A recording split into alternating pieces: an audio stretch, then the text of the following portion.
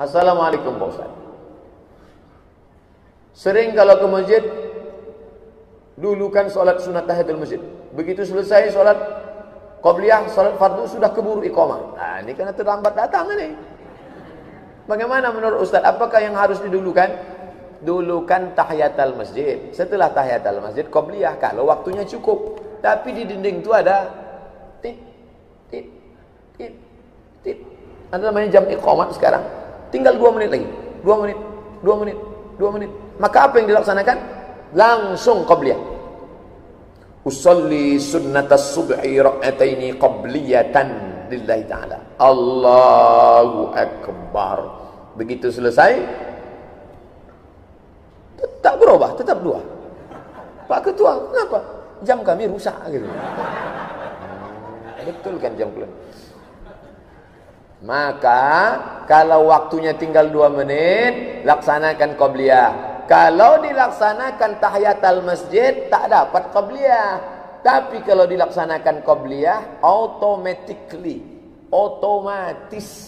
dapat tahiyatul masjid. Udah saya bahas dalam buku 77 tanya jawab salat. Fatwa Syekh Abdul Aziz Ibnu Baz Mufti Saudi Arabia. Siapa yang masuk masjid waktu tinggal sedikit, dia laksanakan qabliyah, otomatis dapat tahiyatul masjid. Tapi kalau dia tahiyatul masjid tidak dapat qabliyah. Tapi jangan gara-gara ini lalu terlambat terus. Ustadz, misalnya saya sudah mulai rutin mengerjakan sholat sunat tahiyatul masjid, qabliyah, ba'diyah, tapi lain waktu saya tak mengerjakannya karena malas.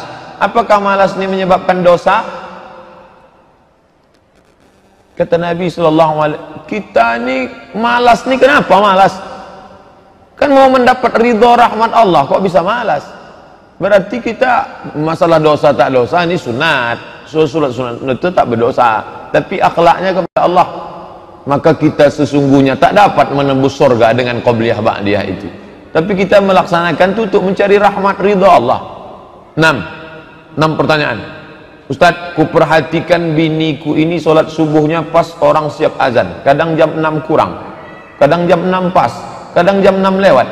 Malah kalau hari libur entah jam berapa dia sholat subuh. Kayaknya dia pula yang mengatur sholat subuh. Apa perlu aku maki? Oh, mana boleh memaki bini. Tak boleh memaki. Jangan kata kasar. Perempuan itu kalau kita bicara, yang didengarnya bukan isi kata kita, tapi yang diingatnya adalah kata-katanya. Beda laki-laki. Laki-laki yang didengar itu isinya, bukan katanya. Kalau perempuan yang didengarnya itu katanya, makanya sampaikan kata-kata yang lembut. Makanya Nabi memanggil tak benar, Aisyah. Enggak. Apa kata Nabi? Ya Humaira, wahai yang putih ke merah-merah. Panggillah dia Humaira. Ya Humaira, kenapalah kau sembahyang subuh jam 6? Yang diingatnya ya Humairanya itu. Tapi dia hitam Pak Ustaz, panggil aja lah Humaira. Robahlah Adinda, bangunlah. Abang pun baru belakangannya aja ini, kadang-kadang 7.30 juga kata dia. Nah, oleh sebab itu perbaikilah. Saya bersama istri sejak beberapa bulan lalu sholat tahajud setiap malam. Mantap. Istri saya sahabat duduk di kursi, tak bisa duduk di lantai. Bagaimana sebaiknya Ustadz? Sholatnya sendiri-sendiri atau boleh tahajud berjamaah? Tahajud berjamaah terus menerus bulan Ramadan sunnah 30 malam. Tapi di luar Ramadan ikhtilaf. Sebagian ulama mengatakan tak boleh terus menerus karena masuk ke bid'ah. Seling-selingi. Malam ini jamaah, besok tak jamaah. Karena Nabi tak pernah terus menerus dengan Aisyah berjamaah. Tapi pernah dia sholat diikuti oleh sahabat. Nabi sedang sholat diikuti Abdullah bin Abbas. Nabi tak melarang. Itu dalil boleh sekali-sekali. Hari ini jamaah, besok tak jamaah. Bagus. Kalau pakai kursi, bapak di depan, ibu di belakang. Bagus. Laksanakanlah. Istiqomah hendaknya insyaAllah. Amin. Ya Rabbal Alamin.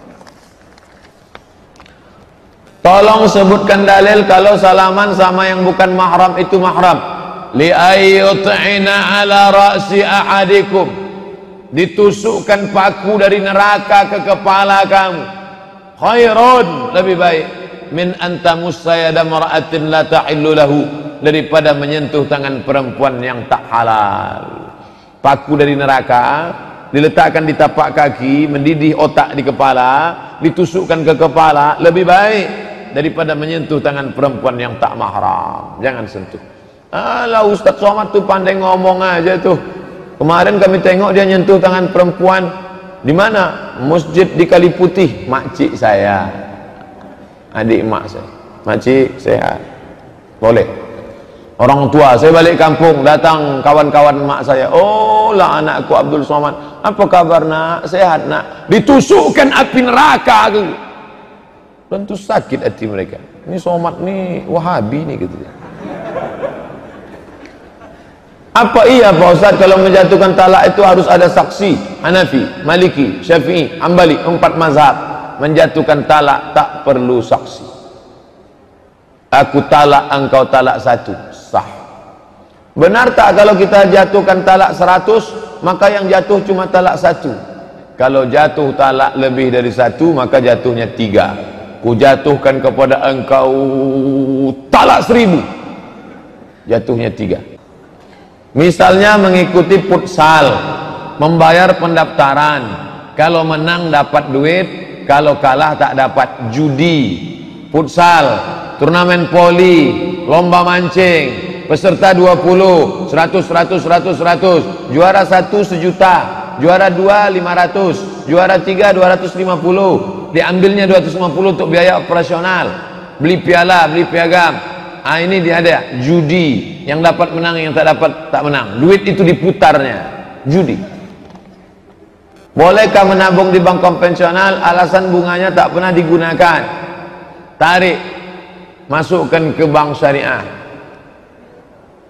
Tarik, masukkan ke bank syariah. Ustadz di bank konvensional apa syariah? BRI syariah. Kenapa Ustadz pilih BRI syariah? Karena gaji dosen UIN Suska langsung ditransfer ke BRI syariah.